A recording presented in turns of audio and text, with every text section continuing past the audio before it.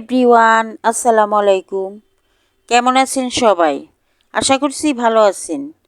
আজকে আমার রেসিপিটি হলো স্যান্ডউইচ চপ। আশা করছি রেসিপিটি আপনাদের ভালো লাগবে। যদি রেসিপিটি ভালো লাগে তাহলে একটা লাইক দিয়ে সাবস্ক্রাইব করে আমার পাশে থাকবেন। তাহলে শুরু করি। এখানে আমি 4 পিস পাউরুটি নিয়েছি। এখানে 3টা আলু সেদ্ধ করে নিয়েছি, একটা ডিম সেদ্ধ করে নিয়েছি। এখন অল্প মুরগির মাংস সেদ্ধ করে নিয়েছি। এখন আলুগুলা আমি একটা বাটিতে নিয়ে নিলাম। আলুগুলা আমি হাত দিয়ে ভালো করে ম্যাশ করে নিব, যাতে আলুতে দানা দানা ভাব না থাকে। আলুটা আমি হাত দিয়ে ভালো করে ম্যাশ করে নিলাম। আলুগুলা ম্যাশ করার পর এর মধ্যে আমি এখন পেঁয়াজ, কাঁচামরিচ আর ধনিয়া পাতা দিয়ে দিব। পেঁয়াজ, কাঁচামরিচ আর ধনিয়া পাতা দিয়ে দিলাম। এখন এর মধ্যে আমি স্বাদ মতো লবণ দিয়ে দিব। লবণটা দেওয়ার পর যে মুরগির মাংসটা আমি সেদ্ধ করে নিয়েছি তাও দিয়ে দিব। মুরগির মাংস দেওয়ার পর হাত দিয়ে ভালো করে সবগুলা উপকরণই আমি এই আলুর সাথে মিশিয়ে নিলাম।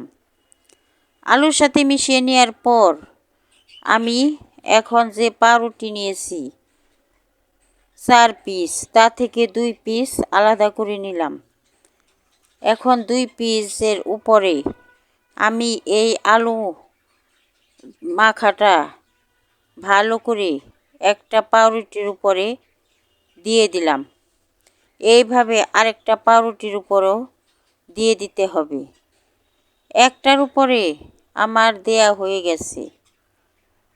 এখন আরেকটু আলুর পুর নিয়ে আমি আরেকটা পাউরুটির উপরেও এইভাবে দিয়ে দিব।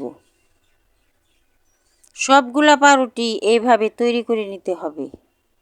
আমার পাউরুটির উপরে আলুর পুর দেয়া শেষ। এখন যে ডিমটা আমি সেদ্ধ করে নিয়েছি সেই ডিমটাকে আমি মাঝখান দিয়ে টুকরো করে নিব। ডিমটা আমি নিয়ে নিলাম। ডিমটা এখন আমি মাঝখানে টুকরো করে নিলাম।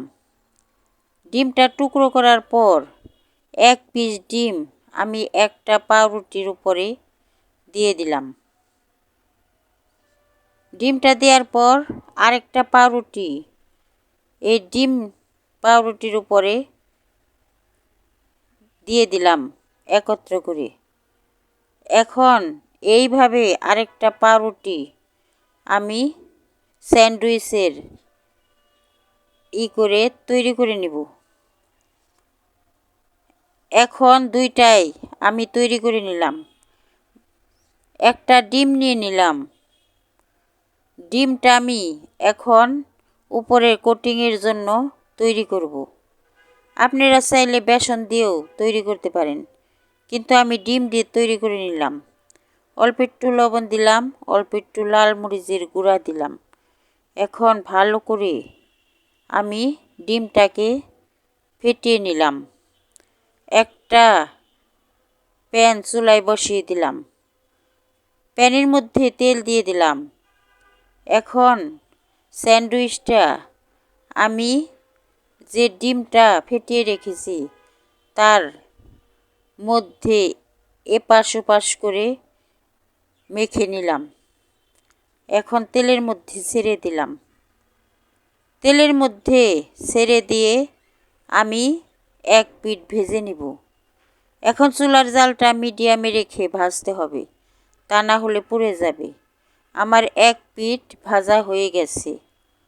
স্যান্ডউইচটা আমি উল্টিয়ে দিলাম। উল্টিয়ে দেওয়ার পর আরেক পিঠও আমি এইভাবে ভেজে নিলাম। ভেজে নেওয়ার পর আমি তেলের থেকে এখন তুলে নিব। এইভাবে আরেকটা স্যান্ডউইচ আমি তৈরি করে নিব।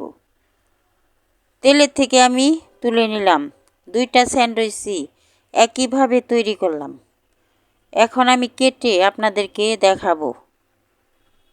দেখেন স্যান্ডউইচটা কতটা সুন্দর হয়েছে। এইভাবেই আপনারা তৈরি করে বিকালের নাস্তা হিসেবে বা বাচ্চাদের টিফিনে দিতে পারেন। খুব মজা হয় এই স্যান্ডউইচটা। আমি আপনাদের আরেকটা স্যান্ডউইচও এইভাবে কেটে দেখিয়ে দিব। আরেকটা স্যান্ডউইচ নিয়ে নিলাম। এখন আমি আরেকটা স্যান্ডউইচও একইভাবে কেটে নিলাম। কেমন লাগলো এই স্যান্ডউইচ? যদি আপনাদের এই রেসিপিটি ভালো লাগে তাহলে আমাকে একটা লাইক দিয়ে সাবস্ক্রাইব করে আমার পাশে থাকবেন। ধন্যবাদ সবাইকে।